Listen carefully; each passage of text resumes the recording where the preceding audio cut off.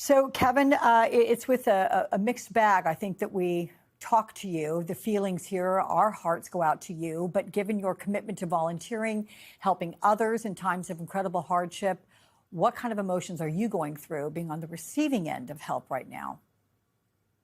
Well, once you're a Marine, you're always a Marine. So there's no former Marines. I'm a retired gunnery sergeant from the United States Marine Corps. I served this country for 20 years.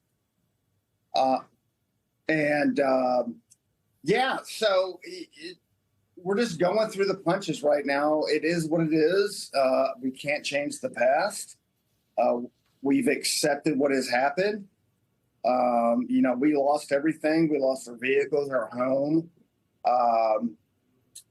We're just, we're surviving, but we're thriving, right? The community has come together so much.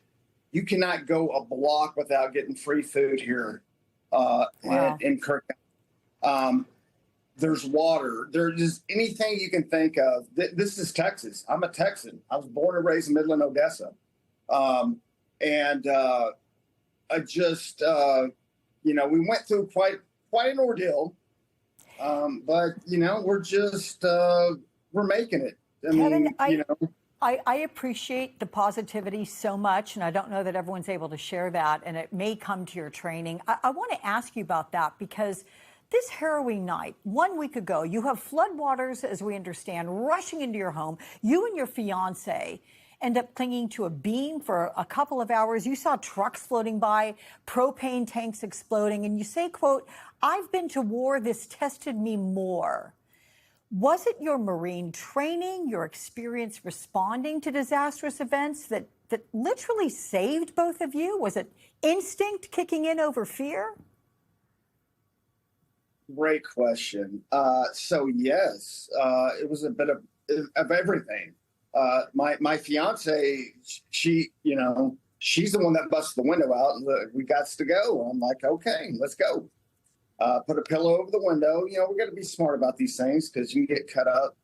And we clung to the window not to the window, I'm sorry, to the support beam.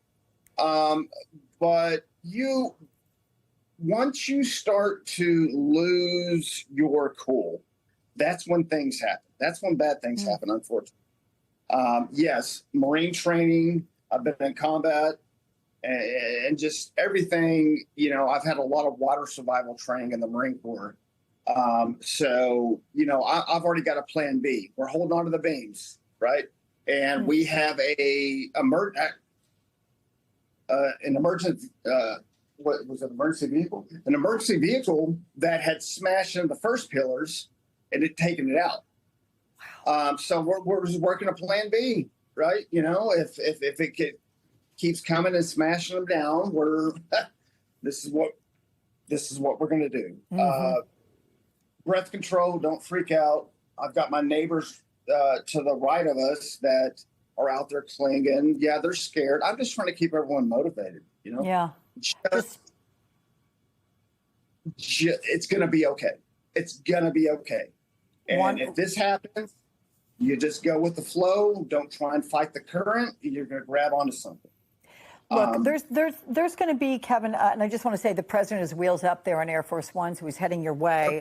She'll be there shortly. But I'm just curious, there will be reflection on all this, and we've heard a lot of different timelines from people about alerts, warnings that they got. Some jolted awake at 3:30.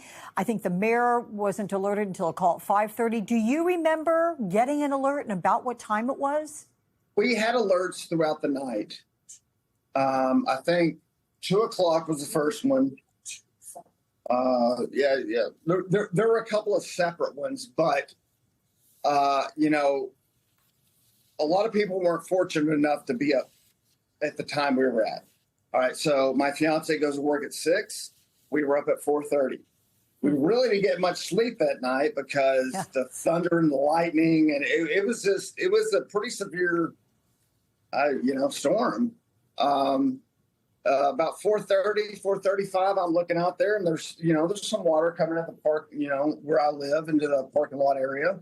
Yeah. By 4:45, it was already just flowing through the door. That is Right. extraordinary. You're saying you woke up at 4:30, really, or that's when you would wake up after a sleepless night. By 4:45, that is how quickly things took over for you. I mean, listening to your story, Kevin Jones, I think it's amazing that you and your fiance are still alive. We're very glad for that and appreciate your time with us and sharing your story. Do take care of yourself. We want to let everyone know as well that if they want to learn about your work with Team Rubicon, you can go ahead, everybody, and check that website.